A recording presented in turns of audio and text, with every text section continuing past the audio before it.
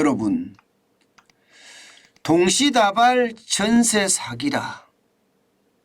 그래서 깡통 대란 덮친다, 깡통 전세 대란 덮친다, 이 말이 여러분 사실일까요?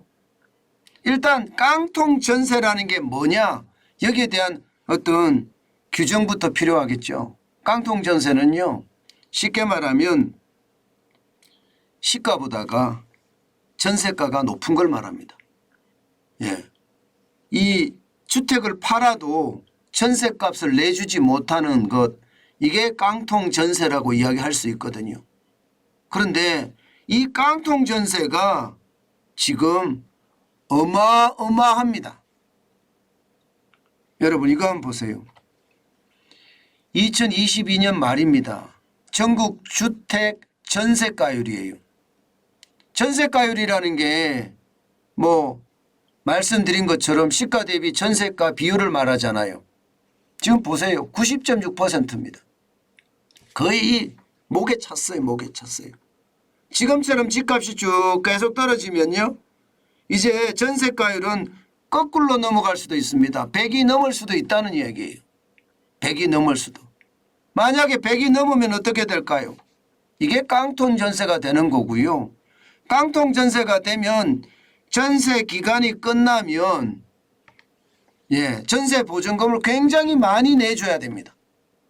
그런데 집주인들이 만약에 전세 보증금을 내줄 돈이 없어요. 이렇게 될 경우 어떻게 될까요? 대란이 터지는 거죠.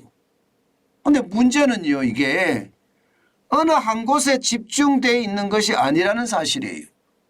지금 현재까지 전세 사기하면서 터져나오는 것은 인천을 중심으로 많이 터져나오지만 이게 인천이 다가 아니라는 겁니다. 왜냐하면 여러분 보세요. 이 전세가율을 보면 말입니다. 인천이 96.4%이기 때문에 지금 가장 많이 터져나오는 건 사실입니다. 그러나 전국적으로도 90.6%입니다. 전세가율이.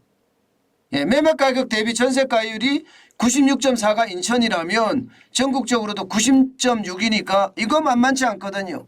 2015년만 하더라도요, 전세가율이 전국은 64.9%였고요. 인천은 65.2%였습니다. 그렇게 큰 차이가 안 났다는 거죠.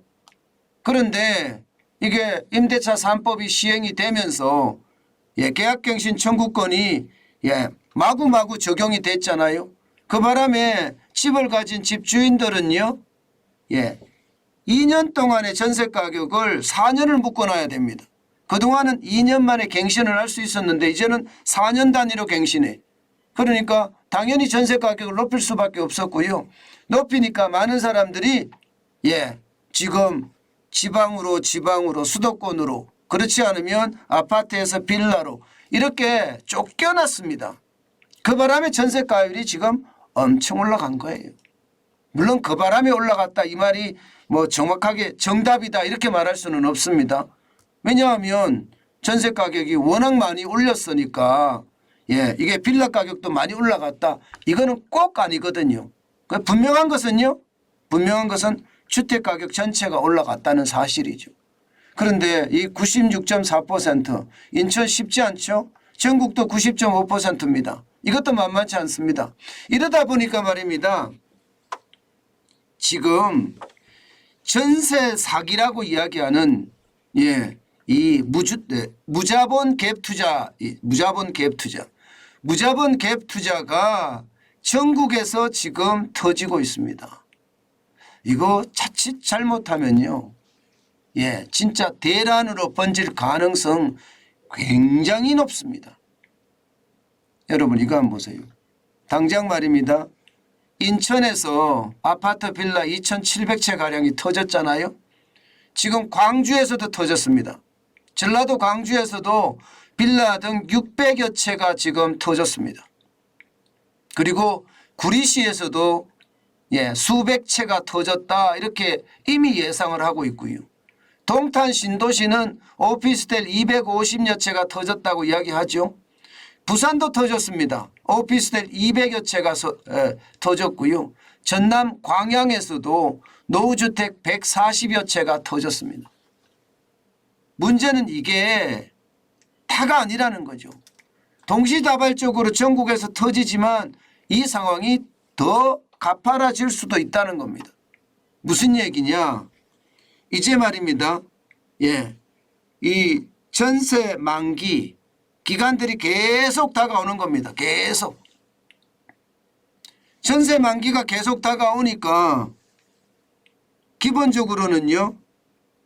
전세 자금이 떨어지기 때문에 전세 자금을 내주고 재계약을 하든가 아니면 전세 자금을 다 빼줘야 되는 그런 결과가 생긴단 말입니다. 그런데 빼주지 못하는 결과가 생기는 거예요. 이게 집값이 떨어졌으니까 주택값이 다 떨어졌잖아요. 내 돈이 많으면 좋겠는데 내 돈이 많아서 이거를 내줄 수 있으면 문제는 해결이 됩니다. 그런데 앞서 제가 말씀드린 것처럼 무자본 갭 투자를 한 사람들이 많다.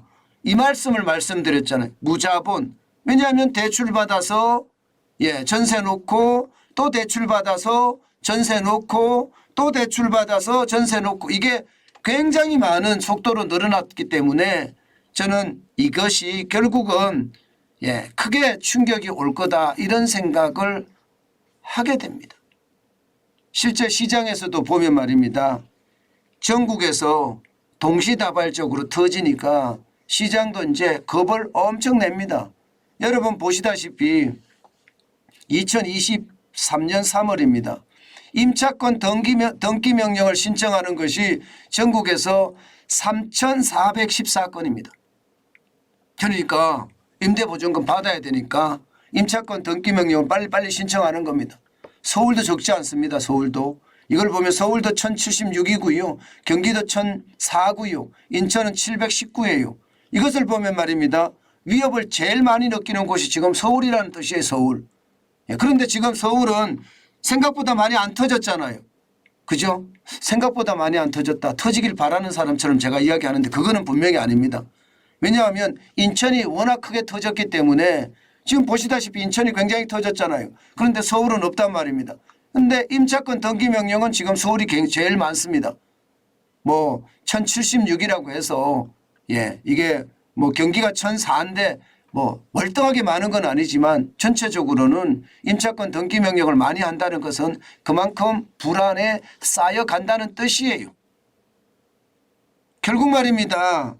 깡통 전세가 점점 크게 될 가능성이 굉장히 높다 이렇게 보이고요. 문제는 지금 최우선 변제 대상도 쉽지 않습니다. 최우선 변제. 그러니까 내가 내 돈을 다 받지 못한다는 이야기예요. 여러분 보시다시피 최우선 변제 대상 보증금하고 지급액인데요. 보시면 여러분 1억 서울 같은 경우 1억 6,500만 원 이하입니다. 보증금 범위가. 아니 1억 6,500만 원 이하의 보증금 범위가 서울에 그렇게 많을까요? 없습니다. 전세자금이잖아요. 반전세라고 하더라도 있을 수 있겠다 이야기는 하지만 극히 적지요. 게다가 우선 변제액도 5,500만 원밖에 안 됩니다. 인천이나 과밀 억제권역이나 혹은 용인, 화성, 김포, 세종시 같은 경우도 1억 4,500만 원 이하거든요. 4,800만 원밖에 안 해주고요. 광주시나 지방 같은 경우 8,500만 원 이하인데 2,800만 원. 그 외 지역은 7,500만 원 이하 2,500만 원만 해주게 되어 있습니다. 자, 이렇게 되면 여러분 저는 두 가지 문제가 동시에 터질 수도 있다고 생각합니다. 왜냐 하면 말입니다. 여러분 가계부채가 장난이 아니잖아요. 가계부채가. 전세 사시는 분들 집을 가진 사람들도 마찬가지겠지만 가계부채 없는 사람이 없습니다. 2022년 4분기 기준으로 보면 1,860조나 되니까 이게 가계부채 없는 사람이 없거든요. 그런데 전세자금까지 뛰어나갑니다. 그러면 안 그래도 돈이 없어서 지금 소비를 못하는 실정인데 이게 전세자금까지 떼인다. 이게 여러분 많은 사람들이 극단적인 선택을 하는 이유거든요. 문제는 이 가계부채의 어떤 상황과 부딪히잖아요.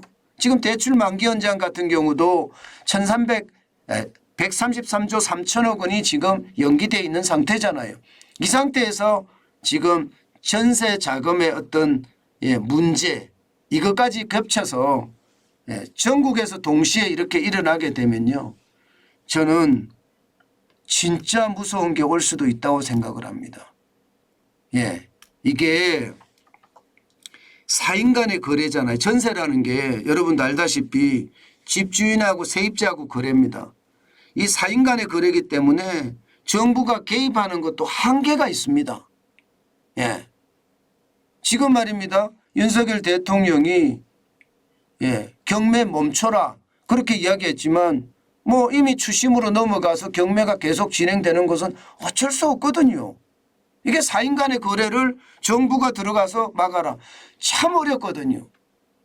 이것을 해결할 수 있는 방법은 제가 봐서는 특별하게 방법이 없습니다.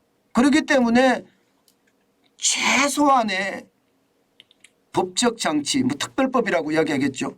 특별법을 마련해서 만약에 할 수 있다면 하는 건데 이것도 말입니다. 나중에 헌법 소원을 하면 민법에 어긋날 수도 있거든요. 그래서 정부도 지금 굉장히 골머리를 앓고 있는 거예요. 우선 변제권을 주겠다. 앞서 우선 변제권이라는 게 여러분에게 말씀드렸지만 그렇게 큰 금액이 아니고 게다가 최대 보증금 금액도 거기 안에 들어가는 데가 극히 드뭅니다. 아마 이 부분을 법제와 특별법으로 만들 수 있을지 모르겠어요. 그렇지만 전체적으로는 딱히 제어할 방법이 그렇게 많지가 않다. 그렇게 되면 가계부채하고 맞물렸을 때 시장에 오는 충격은 저는 엄청나다고 생각을 합니다. 제가 깡통 전세 대란 덮친다고 했는데요. 이게 바로 깡통 전세 대란입니다. 이거 덮치면 인정사정 없습니다. 정부가 이 문제를 절대로 가볍게 봐서는 안 돼요. 사인 간의 거래이기 때문에 정부가 개입할 수 없다. 물론 맞는 이야기입니다. 그러나 방법을 찾아야 됩니다. 이거 방법을 찾지 않고 그냥 계속 방치를 하잖아요. 그러면 그 충격은요. 지금 전세 사기에서 끝나는 것이 아니라 전세 전체로 번지고요. 이 전세 전체로 번졌을 때 그 상황은 금융 대란으로도 겹칠 수가 있습니다. 늘 제가 말씀을 드렸죠. 위기라는 것은 똑같은 원인을 가지고 오지는 않는다. 왜냐하면 우리가 외환위기를 겪었을 때 지금 외환에 대해서는 굉장히 튼튼히 방비하고 있잖아요. 한번 위기를 겪었으니까 거기에 위기를 안 겪으려고 굉장히 노력을 하거든요. 글로벌 금융위기 때도 마찬가지입니다. 서브프라임 모기지가 문제가 생겼었잖아요. 그러니까 이거는 해외발입니다. 해외발. 여기에 대한 또 방비책도 많이 만들었습니다. 그런데 지금 깡통 전세에 대한 어떤 문제는 터지면 이거는요.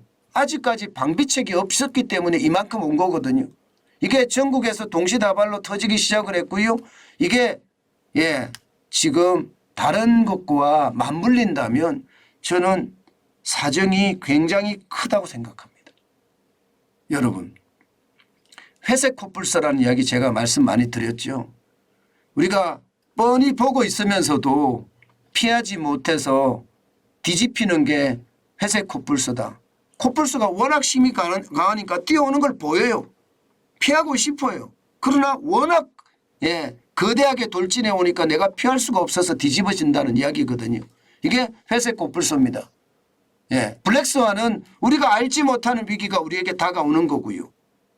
마치 말입니다. 은행에서 미국에서 은행 위기가 터진 거 이거 블랙스완으로 봐야 되거든요. 그런데 우리는 부채에 대한 폭발이 올 거라는 걸 이미 알고 있습니다.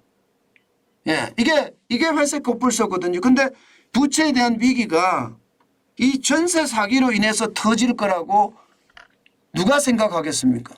터질 수도 있다고 생각을 할 수도 있다는 게 무섭죠. 저는 계속 제가 보면서 야, 이거 잘못 대응하면 시장 전체 위험이 굉장히 커지겠구나. 예, 자칫 잘못하면 회색 코뿔소라는 경제적 이론이 현실이 될 가능성도 높아지겠구나. 저는 그런 생각도 지금 많이 하고 있습니다. 다시 말해서 부채 폭발이 일어날 수 있다는 이야기죠. 시간이 문제지 부채 폭발은 제가 여러분들에게 계속 말씀드렸던 그런 사안 중에 하나입니다. 그런데 그 사안이 지금 생각보다 심각하게 커지고 있다. 이게 여러분 가계신용에 지금 1860조라는 이 빚 이게 늘어난 게 말입니다. 2017년 2분기만 하더라도 1388조 3천억 원이었잖아요. 문재인 정부 때 480조 1천억 원이 늘어났습니다. 이게 전세자금하고 맞물리면 저는 감당 불가라고 생각합니다. 왜냐하면 이 가계부채 안에는 전세자금 보증금은 들어가 있지 않거든요. 전세자금 대출은 들어가 있습니다. 그러나 이게 은행에서 대출 받지 않고 본인이 돈이 있어서 전세 보증금을 준 것은 포함이 안 돼 있습니다. 만약에 그것까지 포함을 할 때는 시장의 충격이 저는 그 어느 때보다 커진다. 그래서 정부가 단순하게 시장을 볼 것이 아니라 아주 강력하게 시장을 봐야 된다. 그리고 적극적으로 봐야 된다. 저는 그 말씀 꼭 드리고 싶습니다. 지금 전세자금을 포함할 경우에는요 굉장히 크거든요. 그래서 더 위협적이다. 이렇게 저는 생각합니다. 여러분 시장은 진짜 많이 변하지만 그 변화의 속도 와중에 우리가 어떻게 대응할지도 반드시 여러분 준비를 해 가야 된다는 거 아마 아실 겁니다. 지금 예상했던 것보다가 큰 위기가 몰려오고 있는 것은 아닐까 그런 생각도 저는 해봅니다.